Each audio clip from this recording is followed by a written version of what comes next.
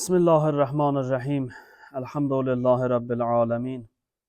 Ve salatu ve selamu ala Resulillahil emin ve ala alihi tahirinel masumin. Ve la'nu daim ala a'daihim ecma'in ila yevmiddin. Usikum ve nefsi bi tekvallah ve nazmi emrikum. İnşallah hem size hem özüme ilahi tekvaya riayet eləməyi tövsiye edirəm. Gizlində və aşkarda Allah'tan qorxub Allah'ın halalın halal, haramın haram bilək. Yadınızda olarsa biz keçən cümələrdə yanlış dini düşüncənin fəsadları barəsində danışırdıq və qeyd elədik ki, yanlış dini düşüncə insanın sahib olacağı ən təhlükəli silahlardan biridir. Və əgər insanın dini yanlış düşüncə ilə formalaşarsa, insanın dünya və axirəti ziyan və xüsran içərisində olar. Ona görə insan dini düşüncəsinə diqqət eləməlidir. Və bunu da qeyd elədik ki, bəzən ola bilər fikirləşərik ki, əgər bizim fərz eləyək dinimiz, yanlış zehniyyətimiz varsa, nə problemi var axı, nə olar ki? Onu da qeyd elədim, ən ucqar nöqtədə əgər bir adamın yanlış zehniyyəti olarsa, ilk fürsətdə o, yanlış zehniyyətinin tələbinə uyğun olaraq cəmiyyətdə problem yaratmaq potensialına malikdir. Buna görə də biz keçən dəfə yanlış dini düşüncənin əlamətlərindən danışırdıq və qeyd elədik ki, onun birincisi insanın iddia əhli olmasıdır. Yalnız iddialı danışması və əsassız iddia.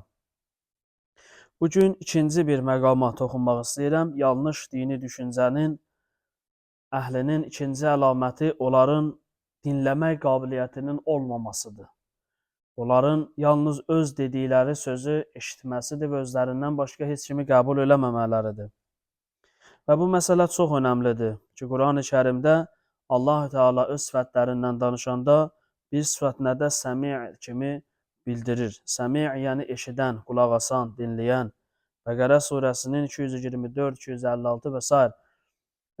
ayələrdə bir çox formada bu Allahın səmi' sifəti gəlibdir. Və təbii ki, Allahın eşitməyə ehtiyacı yoxdur. Allah onsuz da xaliqdir, yaradandır, hər şey onun qüdrətinə tabidir. Amma bu adlarla belə bizə müəyyən mesajları verir, müəyyən dərsləri verir. Yəni bu boyda xaliq olan Allah dinləyirsə, qulaq asırsa, biz məxluq olaraq niyə bir-birimizi dinləməməliyik?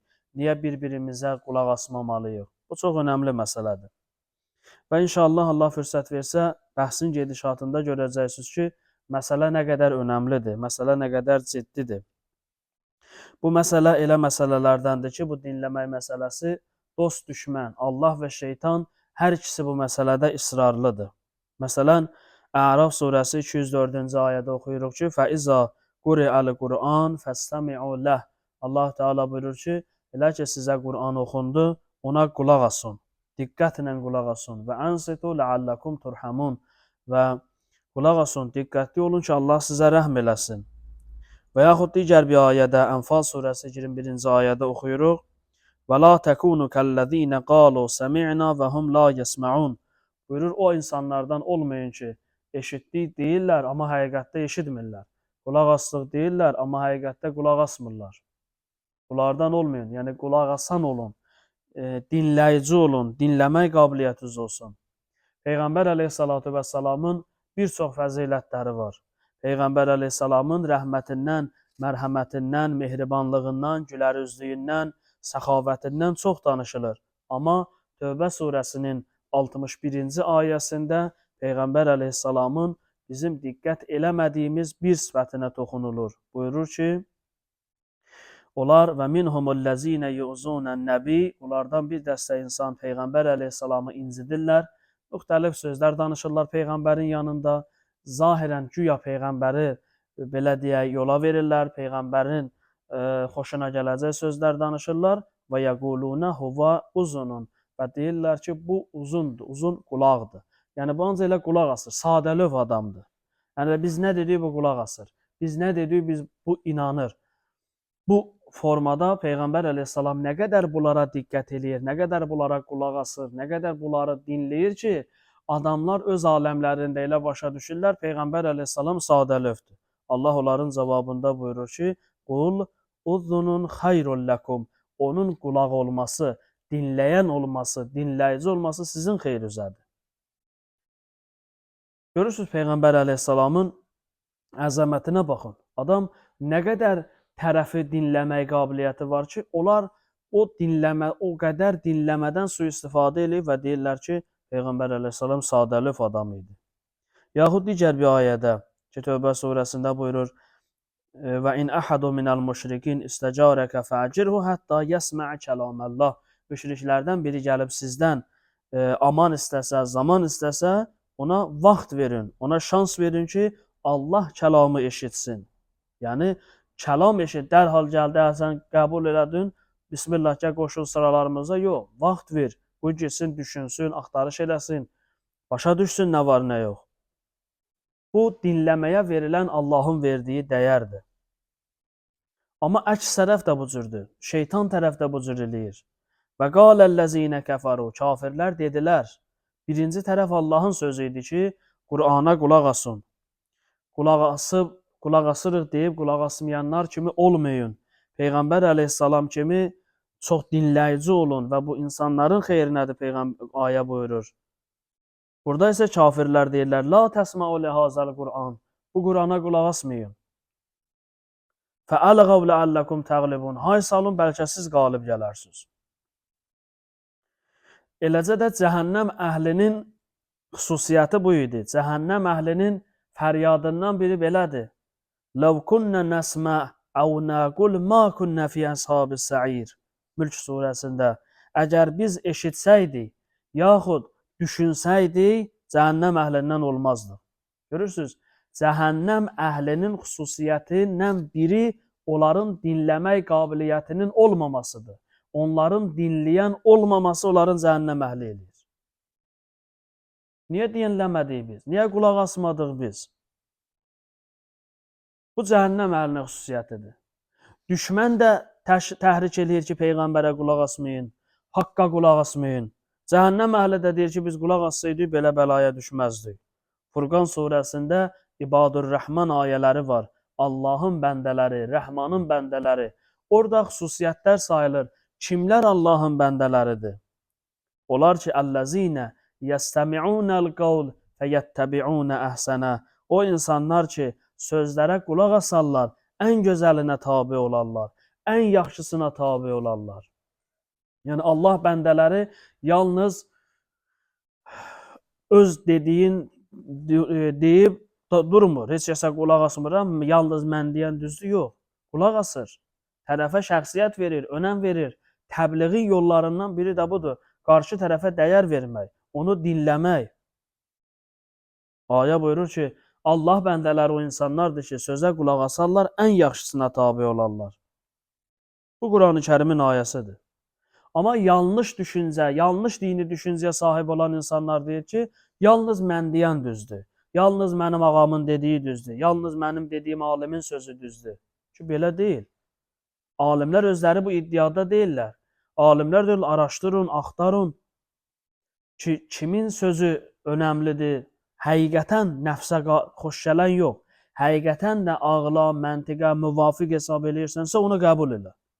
Nəfsimə xoş gələn o heç, bir adam nəfsinə görə alim seçərsə, yeri cəhənnəmdədir. O ayrı şeydir. Amma həqiqətən də məntiqə müvafiq bilə və o sözə əhəmiyyət verə. Bu, həm də ictimai məsələdir. Təkcə dini məsələyə aid eləmək olmaz. Bu günləri bu qədər cəmiyyətdə problem var, ailə daxili problemlər var, insanların dostlarına bir-birinə problemləri var, cəmiyyət bir-birinə dəyir, çalxalanır. Niyə? İnsanların bir-birini dinləmək qabiliyyəti yoxdur. İnsanlar bir-birini dinləmək istəmirlər, bir-birlərinin sözünə əhəmiyyət vermirlər. Və bu, insanların, cəmiyyətimizin ən böyük bəlasıdır. Bir qrup insanların bazar açır indi, məsələn, müxtəlif adlarla ki, biz konsultasiyalar keçirik, nə bilim deyirik. Əslində mütəxəssislər deyir ki, onların o bacarığının dırnaq arasında şeyi budur ki, onlar gəlirlər, adama qulaq asırlar, dinləyirlər. Danış hələ görək nə olur, problemin nədir? Bu da ürəyin açır, danışır. Özündə bir aramlıq hiss edir. Filan kəs mütəxəssisdir məsələn. Ki, mən onun yanına getdim, aramlıq tapdım.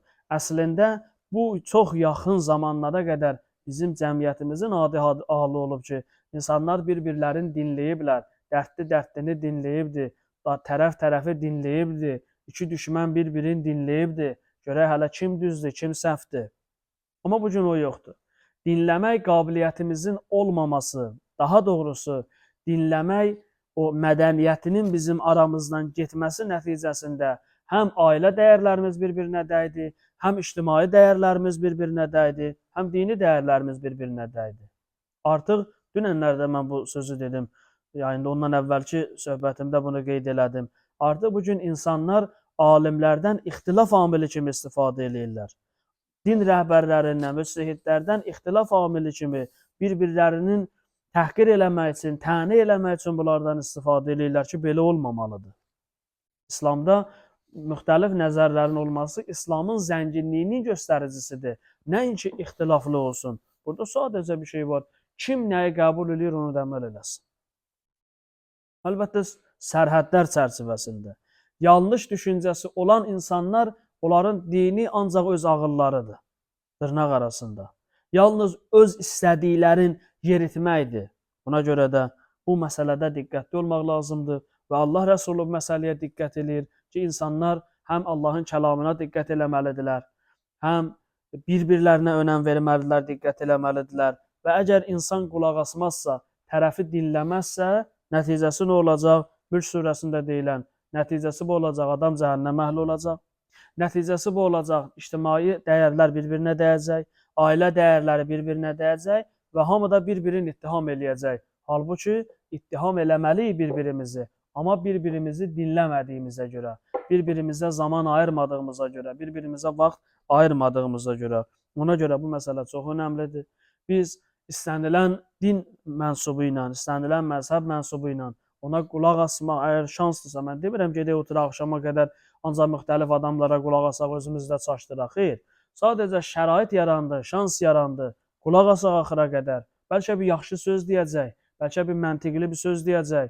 Ağlığa batacaq, gedib araşdıracaqsan, daha da yəqinə çatacaqsan, daha da fərqli bir nəticələr əldə edə biləcəksən. O insanlar müvəffəqdirlər ki, onlar müxtəlif fikirlərlə tanışdılar. Bu cəmiyyət tərəqqi eləyəcək cəmiyyətdir ki, müxtəlif fikirləri görür, onları araşdırır, sintez eləyir, yaxşısını düzdən seçə bilir.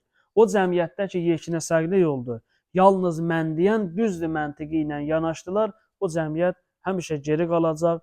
Bütün sahələrdə, ictimai məsələlərdə, ailə məsələlərində həmişə o cəmiyyətin başı bəlalı olacaq. Buna görə də bir-birimizi dinləməliyik və bunu biz özümüzə vəzifə hesab eləməliyik. Bismillahirrahmanirrahim. İnna a'teynakal kevsar fesalli li rabbika vanhar. İnne şaniyeke huvel abtar. Sadaqallahul aliyyul